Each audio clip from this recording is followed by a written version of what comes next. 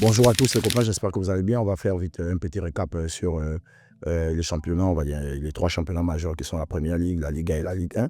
On va commencer par la Première Ligue avec Liverpool qui s'est imposé face à Everton sur un score de 1-0 avec le but de Diogo Jota qui maintient leur première place à 9 points de Arsenal et avec 8 journées qui restent. Donc on va commencer fort. Moi je vois déjà Liverpool gagner la Première Ligue cette année parce que entre Arsenal qui arrive à piétiner depuis le début de saison. Ils ont perdu beaucoup de matchs. Déjà, sur les 5 derniers matchs d'Arsenal, c'est 2 victoires, 2 nuls et 1 défaite. Manchester City, on ne va pas refaire l'histoire. On sait que Manchester City fait partie des pires équipes cette année en Première Ligue ou même en Europe.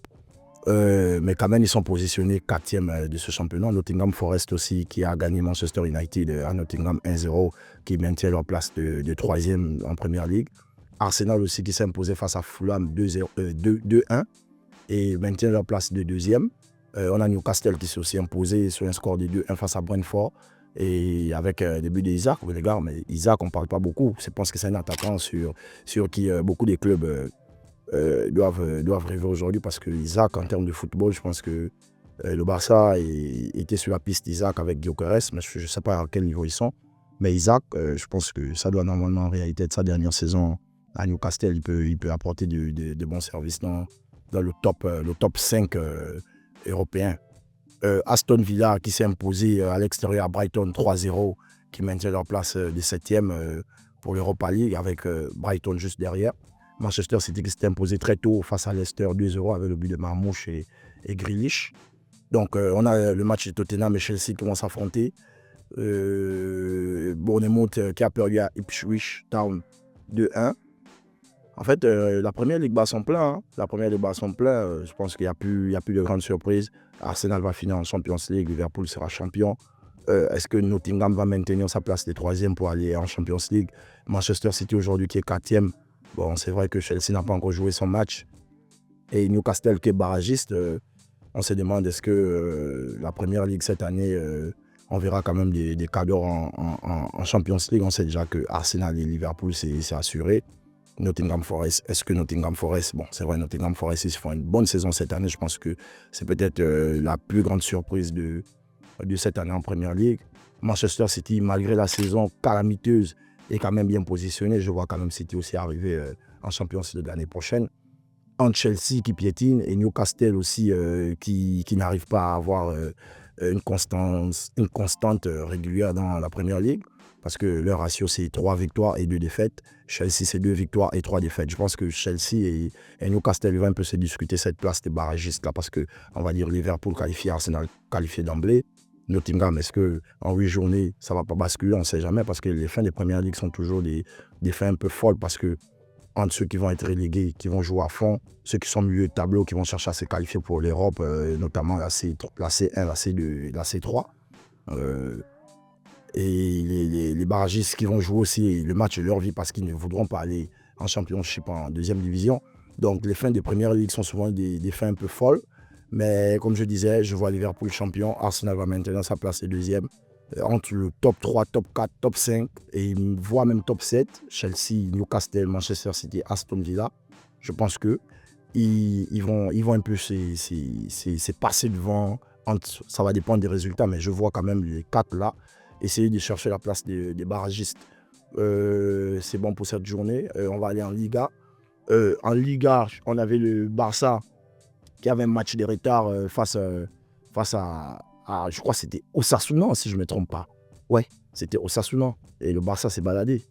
Le Barça qui avait un match de retard parce qu'ils étaient à égalité avec le Real Madrid et à 63 points les deux équipes. Le Barça qui s'est imposé à domicile face à Osasuna 3-0 sur le but de Ferran Torres, Daniel Mo XXL et Lewandowski qui a marqué. Donc le Barça qui avait repris la tête de Ligue. Bon, ils étaient toujours premiers, mais ils se sont repositionnés avec 3 points d'écart sur le Real Madrid, le concurrent direct, et pratiquement à 9 points, 8 points ou 9 points hein, d'écart.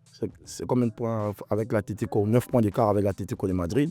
Donc le Barça qui jouait le match de retard, comme je disais, ils se sont imposés 3-0. Ils ont joué Girona. Ils se sont imposés à domicile sur un score de 4-1 avec un doublé de Lewandowski. Le Real Madrid aussi, qui avait quand même un match difficile face à Leganés, parce que à la fin, voilà, on ne va pas réécrire l'histoire comme je le répète tous les jours. Il y avait un potentiel penalty à la dernière minute sur l'action de Raúl Asensio qui va, c'est vrai, il touche au ballon dans un premier temps.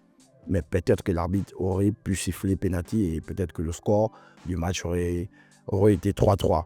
Mais le Real qui s'est quand même imposé, c'était un match quand même assez difficile pour le Real Madrid, mais ils ont fait le job, ils se sont imposés. L'Atlético de Madrid aussi qui a piétiné face à l'Espagnol. Je pense que l'Atlético, ils ont gâché leur saison hein, depuis l'élimination avec le Real Madrid en Champions League. L'Atlético, ils sont plombés. Ils ont perdu la Coupe du Roi. Ils sont déjà à 8 points de Barça en Liga. On se demande comment l'Atlético va revenir alors que l'Atlético était presque à égalité, parfois même premier de ce championnat. Donc l'Atlético qui perd presque tout cette année parce qu'il est éliminé de la Champions League par Madrid. Il y a beaucoup d'écart entre le Barça et l'Atlético aujourd'hui en Liga. Ils sont éliminés de la Coupe du Roi. Simeone, je pense que cette année, il doit s'en vouloir parce qu'il avait quand même les arguments pour aller avec les Julián Alvarez chercher quand même cette place en Liga ou challenger, voir le Barça ou le Real Madrid. On a le Real Vallecano qui s'est imposé 2-0 face à Alaves. La Sociedad qui a gagné aussi 2-1. L'Atlético Bilbao qui s'est soldé sur un score de parité avec Osasuna 0-0. Le Celta Vigo et Las Palmas qui ont fait 1-1. Et le Real Betis qui s'est imposé à domicile face au FC Séville 2-1. En termes de classement, je crois que derrière le Barça, le Real et l'Atlético, on a Athletic Club.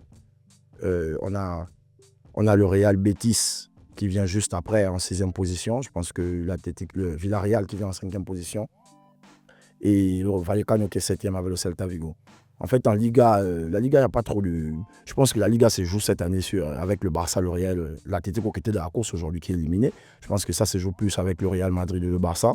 On pense qu'on a encore un classico retour ce mois en avril entre le Real et le Barça. Je pense que si le Barça, en réalité, gagne ce match, je pense que la Liga est pliée. Après, si le Real revient, ils seront à point de parité, 66-66. Bon, si on se base sur le classement aujourd'hui. Et le Barça sera premier par rapport au goal average et peut-être la confrontation directe. Ils ont gagné un match aller et ils sont bien positionnés. Donc, le Real qui va challenger, je pense, le Barça jusqu'à la fin de cette Liga. Mais le Barça a beaucoup d'atouts parce que quand je regarde un peu la saison 2025 du Barça, je pense que les 5 derniers matchs, c'est 5 victoires. Le Real, sur les 5 derniers matchs, c'est 4 victoires et une défaite. Et l'Atlético de Madrid qui va jouer peut-être le maintien de sa place de 3e. Et derrière, Athletic Club 4e, Villarreal 5e, Real Betis 6e. Le Real Betis aussi qui fait une grande saison avec Anthony de Manchester, qui est à Manchester aujourd'hui. Je pense que le Real Betis aujourd'hui songerait à signer définitivement parce que je pense qu'il est en prêt au Real Betis avec Isco aussi qui a retrouvé de la jeunesse dans les jambes. Je pense qu'il sera même suspendu pour le prochain match en Liga contre le FC Barcelone. Et j'ai vu là le Real Betis qui veut faire appel pour permettre à ce que la Liga retire le double carton jaune, parce que quand tu as deux cartons jaunes, c'est considéré comme un rouge et tu ne joues pas le prochain match. Donc ils ont fait appel pour essayer de retirer le deuxième carton jaune et voir comment Isco sera disponible au prochain match face au Barça, parce qu'on sait que le Barça cette année, ils n'ont plus droit à l'erreur. Et le Real Betis, qui sait que Isco est l'un de ses meilleurs éléments, ils vont tout faire quand même pour essayer d'avoir gain de cause sur le fait que Isco puisse jouer ce match face au Barça. Mais on verra. Le Real, cette année en Liga, ça tient que sur les individualités, comme je le disais. Vinicius qui prend le relais, Mbappé qui arrive à s'y positionner. Aujourd'hui, il est deuxième co-meilleur buteur avec Lewandowski. Bon, pas co-meilleur buteur, il est deuxième. Lewandowski a 25 réalisations, Mbappé qui a 23 réalisations, je crois, ou 22. En tout cas, il y a 2 ou 3 buts d'écart. Donc Mbappé qui, pour sa première saison, qui fait aussi une grosse saison, hein, c'est vrai. On peut dire ce qu'on peut dire de Mbappé, mais il a déjà égalé le record de Ronaldo, il va le battre. Pour sa première saison, je pense qu'il est sur ses grands chevaux et il va challenger, je pense, Robert Lewandowski, même s'il ne gagne pas la Liga, mais il va le challenger pour le titre de Pichichi cette année en Liga. Donc on va attendre le week-end prochain avec les prochaines échéances. Déjà, comme je disais, le Barça qui va jouer Betis. On verra comment la Liga va se dérouler, mais je pense que la Liga aujourd'hui, c'est jouer avec le Barça et le Real. Le champion va sortir entre les deux équipes, avec un peu avantage Barça, parce que le Barça aujourd'hui, c'est le football, le Real. Déjà, même le match contre les Ghanais, on sentait qu'il y avait une douille quelque part, mais ils ont gagné. Donc, on va attendre les prochains matchs ce week-end pour avoir encore un autre visage la fin de semaine de cette semaine. On va finir avec la Ligue 1. La Ligue 1, parce que le PSG, rappelons, est sur... déjà, ils se sont qualifiés pour la finale de la Coupe. Ils étaient menés, je crois. Le PSG était mené et ils ont fini par écraser après, c'est vrai. Dembélé, aujourd'hui Barcola, Ramos qui est remplaçant, Désiré Doué qui est en mode super sub, mais waouh! Le PSG, moi je ne voyais pas déjà le PSG en Champions League. Hein. Je ne tiens pas à m'excuser. J'avais fait mon pronostic, je voyais Liverpool se qualifier.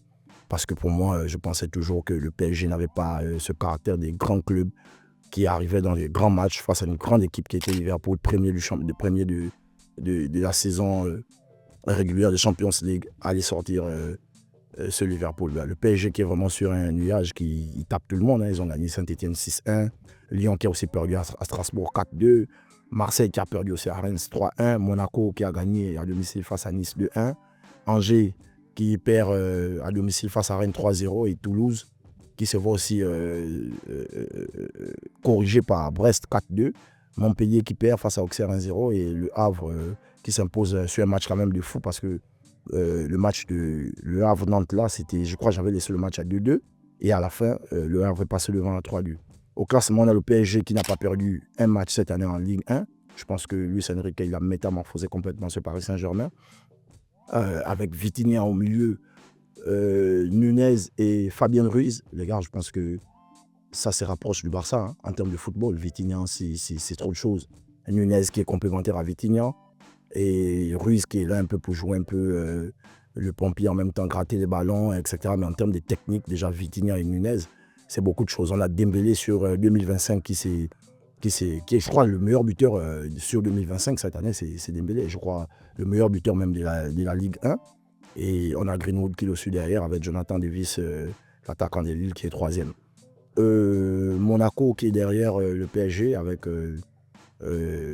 soit 50 points. Déjà le PSG, l'écart entre Monaco et le PSG, je crois c'est 21 points. Paris, je pense qu'ils sont peut-être sur 3 matchs pour être champion. Et je pense qu'ils vont souffler un match. Voilà, ils sont sur un match pour être champion. Parce que 21 points, c'est combien de matchs? C'est 7 matchs.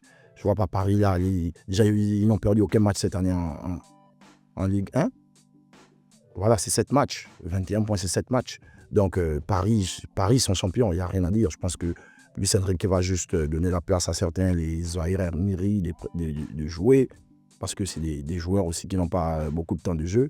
Désiré Doué qui est sur un nuage parce que aujourd'hui, offensivement, quand tu regardes un peu les matchs de Paris, ça me fait penser au Real Madrid à l'époque de Gareth Bale, Cristiano Ronaldo et Benzema. En transition, ça va très vite. Et moi, je vais vous faire une confidence aujourd'hui. J'étais content quand j'ai vu que le Barça en Champions League ne veut pas affronter Paris Saint-Germain. Je me disais, les gars, on peut quand même aller quelque part. Parce que Paris, aujourd'hui, tu te demandes comment tu vas bouger Paris. En fait, c'est que Liverpool était, c'est vrai, ils ont fini par être éliminés par ce Paris, avec 2 matchs vraiment des folies de la part des Parisiens. Tu te demandes comment on va éliminer Paris.